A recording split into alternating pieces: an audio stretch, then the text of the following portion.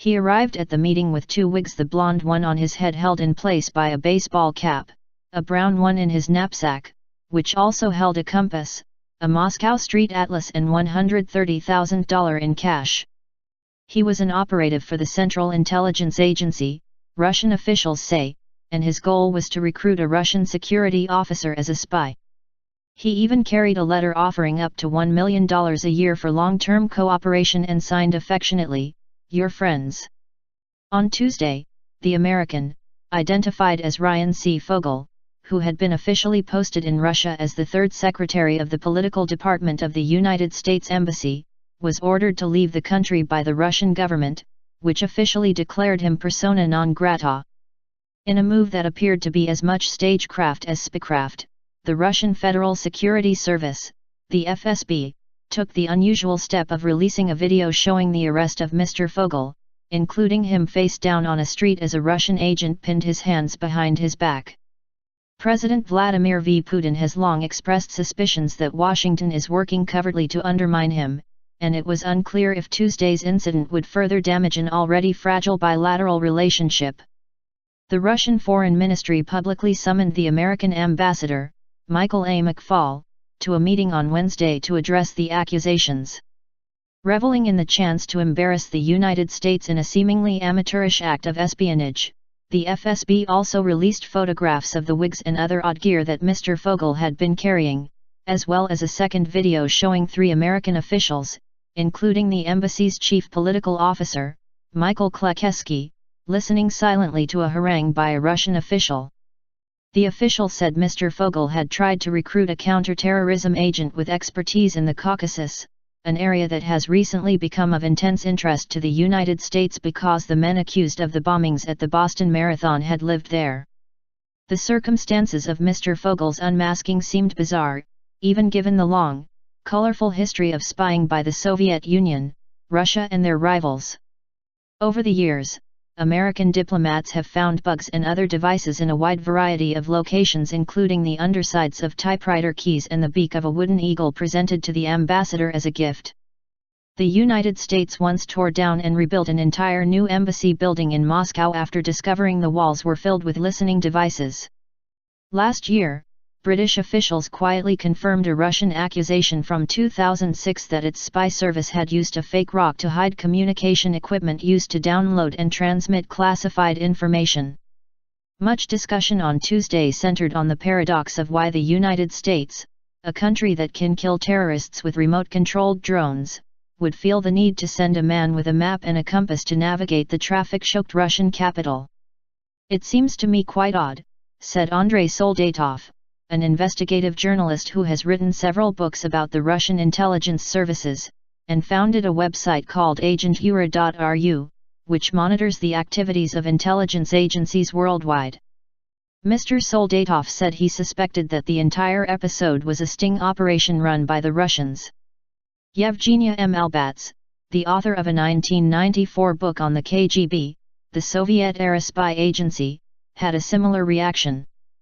"I'm just surprised that the guy was such an idiot," she said.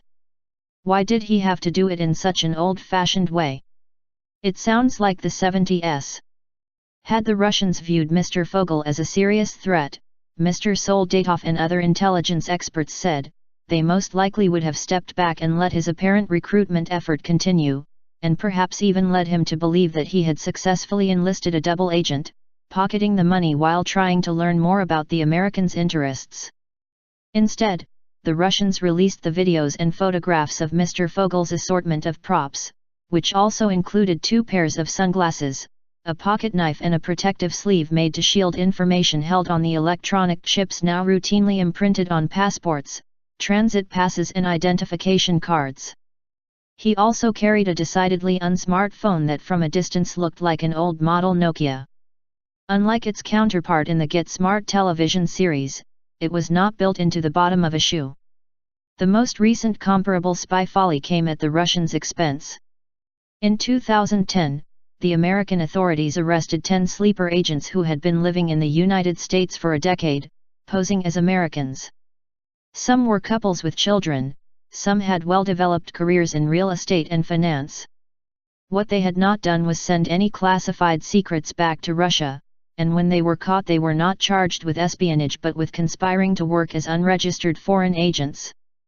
They were eventually expelled to Russia in a swap that included the Kremlin's release of 4 men convicted of spying for the West. If Americans then wondered exactly what sort of high-level intelligence the Russian government had expected its operatives to find while living humdrum lives in places like suburban Montclair, NJ, the case of Mr. Fogle seemed to pose its own curious questions. What exactly did he expect to accomplish with a shaggy, ill-fitting wig that seemed to fall off his head at the slightest bump? And why would a counterterrorism officer, trained by the Russian Special Services, need a letter describing how to set up a new Gmail account without revealing personal information? Perhaps the overarching question was just, really? In Moscow and in Washington, American officials refused to answer that, or any other question. Aides to Secretary of State John Kerry, who was in Stockholm on Tuesday to attend a conference of Arctic nations, including Russia, declined to comment on the matter. The State Department's spokeswoman, Jen Psaki, confirmed that an officer from the embassy was briefly detained and was released, but she declined to comment further. The CIA also declined to comment, as did the American embassy in Moscow. Russia had provided the United States with unusually robust cooperation after the Boston Marathon bombings last month. It helped American officials understand the activities of Tamerlan Tsarnaev, the elder suspect, who returned to Dagestan in the North Caucasus for 6 months last year and was in contact with Muslim rebels there, according to Russian officials. While our two presidents reaffirmed their readiness to expand bilateral cooperation, including through intelligence agencies in the fight against international terrorism, such provocative actions in the spirit of the Cold War does not contribute to building mutual trust, the Foreign Ministry said in a statement. Mr. Fogle was detained on Monday night and released to the American embassy on Tuesday.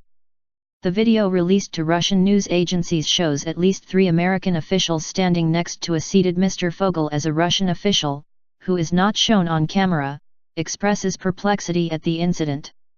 At first, we could not even believe that this could be happening, because you well know that in recent time the F.S.B. has actively helped the investigation of the bombings in Boston, the Russian official, speaking in Russian, tells the Americans.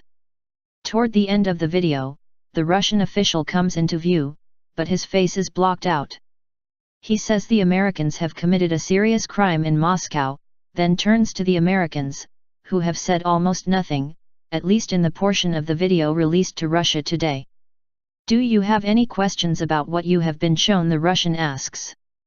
The Americans, standing with their arms crossed, glance at one another, shrug and shake their heads.